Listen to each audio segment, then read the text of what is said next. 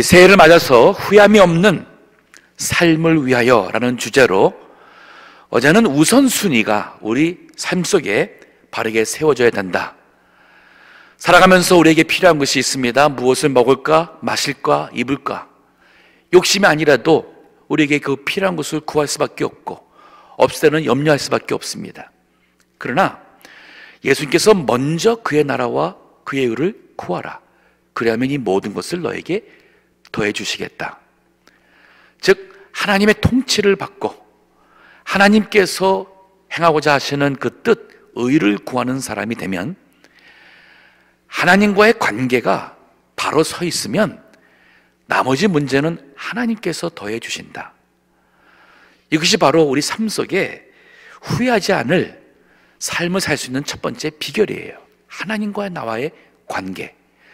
이 한 해 매일매일 기도와 말씀으로 또 믿음으로 하나님과의 건강하고 또 친밀한 관계 속에 살아가며 우리의 필요한 모든 것 더하기, 우리의 구하는 것까지 하나님께서 참 풍족히 주는 복을 누리시길 바랍니다.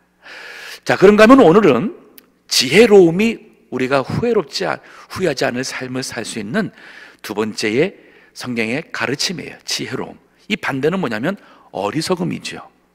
오늘 15절에 보면은 이 말씀을 하고 있습니다. 그런즉 너희가 어떻게 행할 것을 자세히 주의하여 지혜 없는 자 같이 말고 오직 지혜 있는 자 같이 하여 세월을 아끼라. 때가 악하니라. 지혜 없는 자, 소위 나중에 후회하는 삶을 사는 사람이 됩니다. 그러면 지혜로운 자는 어떻게 사는 것이냐? 어떻게 행할 것을 자세히 주의하여 어떻게 행해야 될 것인가? 생각이 어떻게 행해야 될 것인가?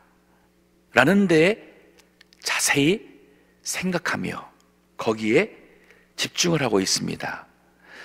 우리 대부분의 사람들은 살아갈 때에 무엇을 할까에 무엇에 항상 관심을 가지고 그것에 의해서 살아가는 경우가 많습니다. 무엇에 관심을 두게 되면 항상 결과를 중심하게 됩니다. 결과. 무슨 직장을 할까? 또 내가 무엇을 해야 성공을 할 수 있을까? 하는 이 모든 무엇은 결과에 중심을 두는가 하면 어떻게 한다는 것은 과정에 중심을 둡니다.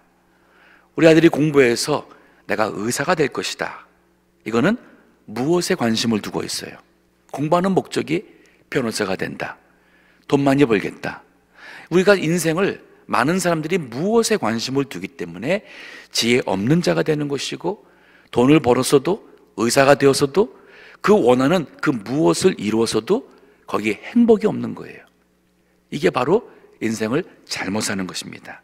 그러면 어떻게 한다는 것은 결과보다도 과정이에요.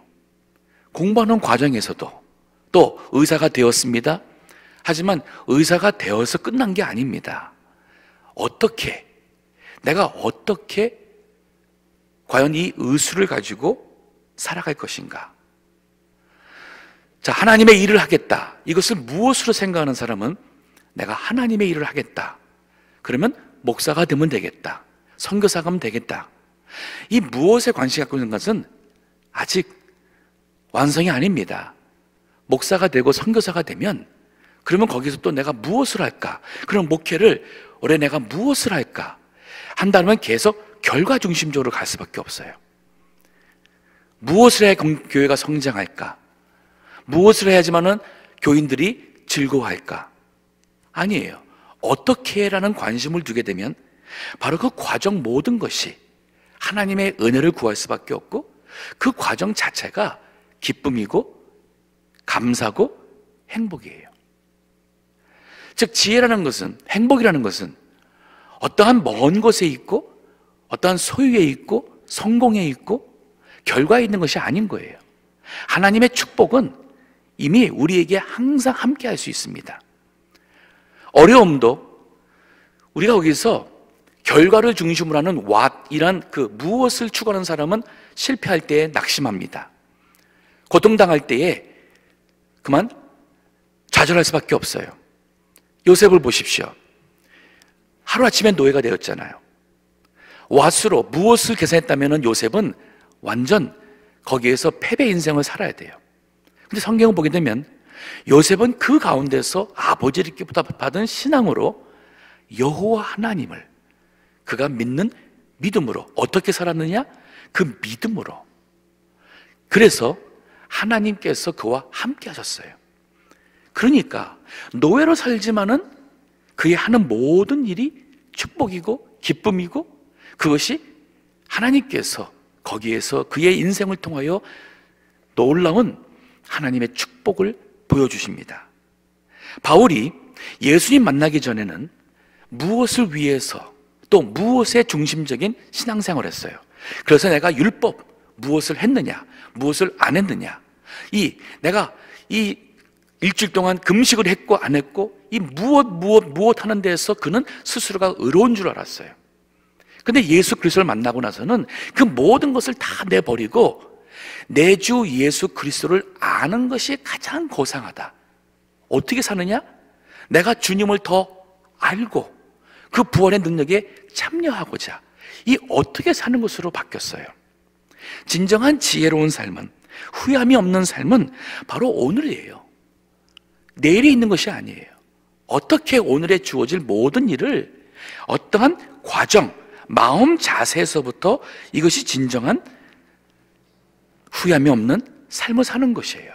자, 비록 내가 남들보다 무엇이라는 관점에서 볼 때는 별로 돈 벌지도 못하고 하는 일도 별 번치 못하고 교회에서도 나는 많은 사람들이 나를 이렇게 알지도 못한다 할지라도 이 무엇이 중요한 게 아닌 이 과정 속에 나에게 주어진 작은 것, 나에게 지금 내가 행하는 이 작은 일이지만 이것을 내가 어떻게 행할 것을 자세히 주의할 때에 즉 거기에서 정말 주님의 은혜를 의지하며 사랑을 체험하며 거기서 나에 있는 이 마음 자세가 하나님께 드려지는 가장 귀한 예배로서 드려질 때에 거기에 진정한 만족과 후회함이 없는 삶이 주어진다는 얘기입니다.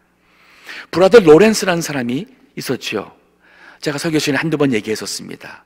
인류 역사 속에 그분처럼 정말 하나님의 그 임재 속에서 하루하루 순간순간을 사는 사람이 참 많지 않은 것 같아요. 그는 배운 것도 많지 않고 그는 그야말로 세상적으로는 별로 난 사람이 아니었어요. 그래서 그가 수도세에서 한 것은 뭐냐면 거기 오는 사람들 신발 닦아주는 것이었어요. 지금처럼 좋은 신발도 아닙니다. 더러운 신발 닦았어요. 부엌에서 더러운 그 힘든 일을 했습니다. 자, 거기에는 참 많은 사람들에게 참 많은 존경받는 그런 사람들도 있었어요. 하지만 진정 하나님의 축복 가운데 사는 사람은 그 사람이었어요. 왜? 그는 부엌에 접시를 닦던 음식을 하던 구두를 닦던 그는 그것이 주님의 임재 속에서 주님에게 하는 것이고 이것이 하나님의 일이라는 그러한 거룩한 이러한 참 그 만족 속에서 감사 속에서 했기 때문에 그런 것이에요. 마틴 루터 킹 목사님이 뉴욕을 방문한 적이 있었습니다. 거기에 흑인 젊은 애가 그 뉴욕 그 거리에 더러운 것을 치면서 막 그 쓰레기 치면서 욕을 하면서 막 그냥 불평만 하는 모습을 봤어요. 그때 그 루터 킹 목사님이 한 얘기가 젊은이요, 자네가 지금 하는 것은 하나님의 창조하신 이 아름다운 세상, 이 위대한 세상을 당장 자네가 지금 깨끗하게 하고 있다는 이 하나님의 일이라는 생각을 하지 않는가? 진정 후회함이 없는 생활은 지금 내가 하는 것 때문에 여러 가지 때문에 불평하시고 짜증내고 그것은 하나님의 축복을 모르는 거예요. 뭐를 내가 원하는 거 할 때는 좋아하고 행복해하고 내가 지금 힘들고 다른 사람이 어떤 사람 때문에 환경 때문에 우리가 짜증낸다면은 이건 아직도 우리가 하나님의 통치함을 받지 않아서 그래요. 어저께 우리가 우선순위가 되기 위해서는 하나님과의 관계인데 하나님과의 관계라는 것은 하나님의 통치 아래 하나님의 다스림 안에 살아갈 때에 부부관계든 교회든 직장이든 이 모든 것이 다 맞아 들어간다 했잖아요. 이게 바로 지혜로움이에요. 어떻게 행할 것을 자세히 주의하여 지혜 없는 자 같이 말고 오직 지혜 있는 자 같이 하여 세월을 아끼라. 때가 악하니라. 세월을 아끼라는 것이 이게 redeem, 즉 구속한다는 의미예요. 즉 우리 시간을 이게 그냥 어제의 한 시간 또 어제 하던 일이 아닌 이 하나하나가 redeem, 구속하는 거예요. 이것이 하나님의 어떠한 행하시는 그러한 놀라운 주의 일을 체험하며 하나님의 그러한 참 우리의 육신적인 생활이 영적인 생활으로 이 구속해가는 하나님의 그런 축복을 누린다는 의미가 될 수 있고, 또 하나는 뭐냐면 세월을 아끼라. 내년이 우리한테 개런티가 없다는 얘기예요. 올해가 우리에게 주어진 인생의 마지막 해가 될 수도 있다는 말입니다. 그러면 하루하루를 우리가 얼만큼 아끼며 살까요? 그 하루하루를 육신이 원하는 대로 세상의 어떠한 성공과 꿈을 이루는 것으로 우리가 살기에는 1년이라는 세월이 너무 소중합니다. 그럴 때에 진정한 지혜가 나오는 거예요. 대개 그렇게 되면 사람들이 지혜로워져요. 그래서 무엇을 한다는 것보다는 사람들과의 만남을 소중하게 여겨요. 그러니까 어떻게 사람들의 만남을 대하는 자세가 바뀌죠. 자기가 하는 그 직장이나 모든 일이나 가는 곳이나 이 모든 것을 대하는 자세가 바뀌다 보니까 순간순간 하는 모든 일이 다 소중하고 감사하고 그리고 사랑의 마음을 나누는, 이게 바로 지혜예요. 신앙입니다. 자, 그런가 하면 그 다음 절에 보니까 그러므로, 여기 이 그 위의 것과 이게 연결되는 거예요. 그러므로 어리석은 자가 되지 말고 오직 하나님의 뜻이 무엇인지 이해하라. 자, 우리가 이 말씀 볼 때 많은 사람들은 하나님의 뜻이 무엇인가 또 그걸 구하는 경우가 있어요. 근데 이게 보니까 하나님의 뜻이 무엇인지 구하라가 아니라 이해하라예요. 이 단어를 제가 좀 찾아봤어요. 그랬더니 이 단어가 그 어떤 뜻이냐면 to set and put together, 즉 이 우리에게 일어나고 있는 모든 사건이나 이런 것들을 요것을 이렇게 다 이렇게 이렇게 다 한꺼번에 묶어서 묶는다는 뜻이에요. 그 말이 뭐냐면 우리에게 인생에 지금까지 일어났던 많은 일들, 참 우리의 삶 속에 참 내가 살아온 이 모든 일들을 우리가 이걸 다 생각해서 이거를 하나 다 묶어서 하다 보면은 이해가 가요. 하나님께서 내 삶 속에서 행하신 그 뜻이 이해가 가요. 요셉을 생각하십시오. 아까 그가 노예가 되었죠? 나중에는 감옥에 가죠? 근데 형들을 만났을 때 그 모세가 창세기 45장에 뭐라 그래요? 나를 이곳에 보내신 분은 당신들이 아니라 하나님이시라. 요셉이 그거 처음부터 깨달은 거 아닙니다.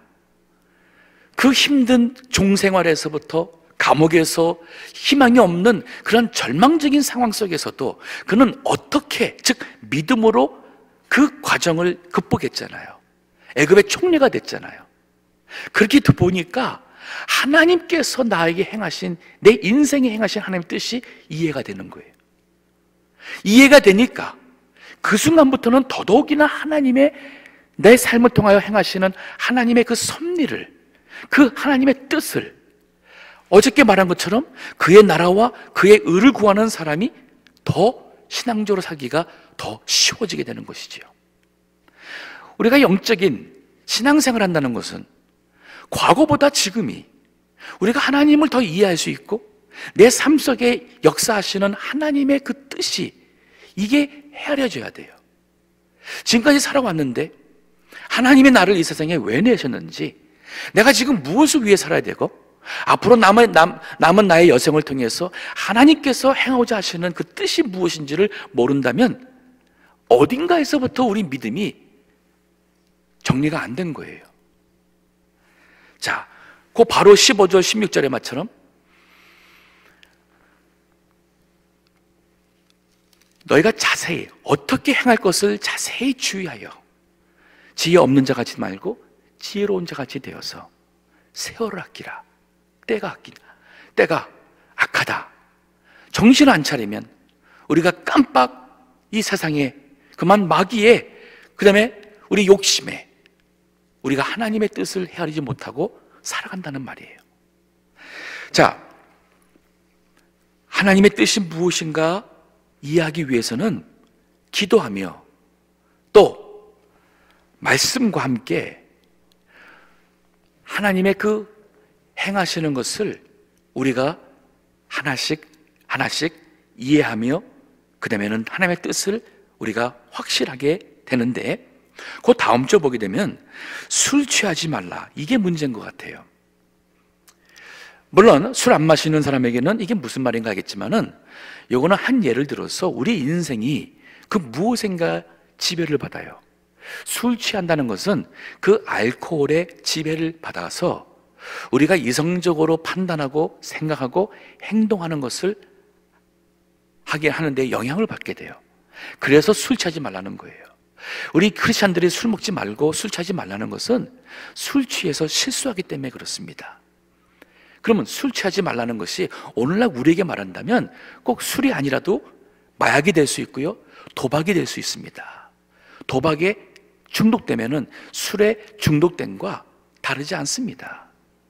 일에 중독되지 말라는 거예요. 내가 좋아하는 취미에, 골프에 중독되지 마라, 취하지 마라. 우리 젊은이들에게는 게임에 취한 젊은이들이 많아요. 우리가 지금 살아가면서 취하는 것이 많습니다. 하루 종일 성경 안 보는데도, 한 번 안 보는데 하루 종일 TV 앞에 있다, 하루 종일 인터넷 앞에 있다. 그는 TV와 인터넷에 우리가 취해 사는 거예요. 끄세야 돼요. 성경을 봐야 돼요. 시간 없다? 아니에요. 시간 만드셔야 돼요. 24시간이 있어요. 근데 우리는 그 무엇인가를 위해서 24시간을 씁니다. 일을 하면서 쓰잖아요. 내 육신의 건강 위해서 쓰고 내가 원하는 거 위해서 쓰지만은 정작 하나님과의 영적 관계 위해서 안 쓰는 거기 때문에 우리가 술에 취해 사는 거예요. 술 취하지 마라. 그럼 뭐 할까? 이는 방탕한 것이니 오직 성령의 충만을 받으라. 성령 충만이라는 것은 성령의 감동입니다. 성령의 인도하심, 성령의 지도하심이에요. 그러면 성령 충만한 사람은 성령의 인도와 감동과 그 성령의 지도, 그 지도를 따라갈 때에 성령의 함께 하시는 능력이 있게 돼 있어요. 그러면 자, 그 위에서 말한 것처럼 내가 이제 세월을 아끼고 지혜롭게 살기 위해서, 정말 하나님의 통치 가운데 살기 위해서 살아가면 그 과정 속에 때로는 시험이 있어요. 그 시험을 극복할 수 있는 능력이, 성령 충만한 사람은 성령의 함께 하심으로 그 능력이 그 모든 시험과 어려움을 극복하게 합니다. 이런 사람이 쭉 갈 때에 우리의 삶 속에 주의 뜻이 무엇인지 이해하게 되는 놀라운 축복이 있습니다. 결코 한 해가 다 지나가서 지나간 해를 돌아볼 때에 후회하지 않을 2019년이 될 것이고, 그것이 10년이 되고 20년이 되고 우리의 한평생이 되어서 이제 이 세상을 작별하고 천국 가게 될 때에 예수님과 같이 십자가상에서 죽으시면서도 다 이루었다, 가장 위대한 선언이에요. 한 사람이 살면서 죽음 앞에서 다 이루었다라고 말하시는 것은 물론 우리 예수님만이 하실 수 있는 가장 위대한 선언이겠지만, 우리도 예수님과 같이 예수님을 닮아 살아간다면 우리도 부족하나마 비슷한 선언을 할 수가 있습니다. 오늘 아침 지혜로움, 과연 지혜로운 것이 무엇일까? 무엇 오늘 하루 살 때도 내가 무엇을 하고 있고, 아니면 내가 원하는 것이 안 됐을 때에 무엇이 안 되었다고, 이 자꾸 이런 데서 어떤 그런 결과 중심적인 사고에서 내가 지금 하고 있는 것, 원하는 것이 안 되어서도 그 상황에서 되는 마음 자세를 바꾸시고, 그 과정에서 요셉과 같이 거기에서 주님을 의지하며 기도하며, 우리가 어떠한 상황에서도 지혜롭게 세월을 아끼세요. 그러면 하나님의 뜻이 이해가 될 것입니다. 성령 충만하기를 기도하세요. 성령께서 나와 함께 하시면 능치 못할 일이 없는 놀라운 축복된 삶이 이루어질 것입니다. 기도하겠습니다.